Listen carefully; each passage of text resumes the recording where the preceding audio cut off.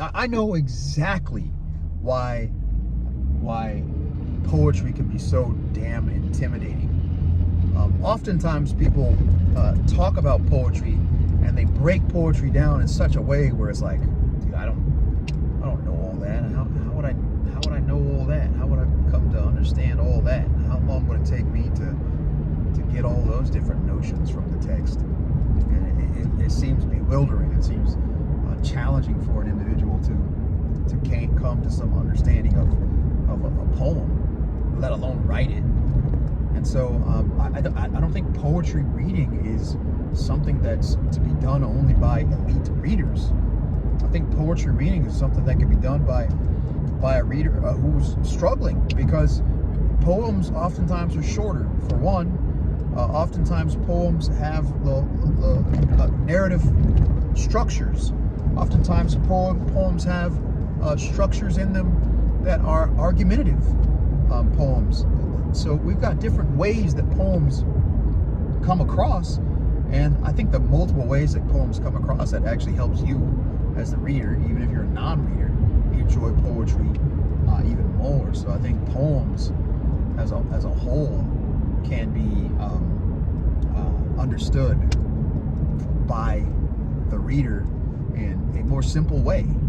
So you don't necessarily need to go and like, for example, I saw somebody breaking down Emma Lazarus's New Colossus, and as I listened to it, I was like, wow, there's a lot of good information there, a lot of good things there that they found in the text.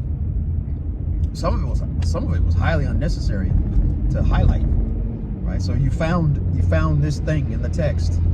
How does that move you closer to understanding the text? Does that help shape meaning of the text? It's almost like they were just styling and profile on that text just to show off that they had done deep, meaningful research on the text, and they know everything about Emma Lazarus. They know everything about,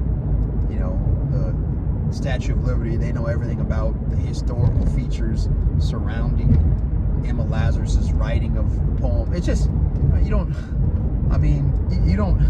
need all that if you're looking to read poetry.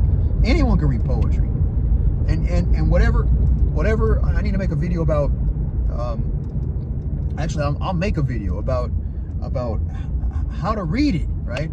How to read it so that it's not intimidating, it's not daunting. You don't feel insecure about reading the poem, and feel like, oh man, this is not gonna work. Because poetry, at its best, man, poetry is mind shaping. It shapes the worldview. It helps you to experience things that you otherwise would not have experienced, because you're at least experiencing in the recesses of your mind, and it helps you to connect with other humans through our shared humanity. So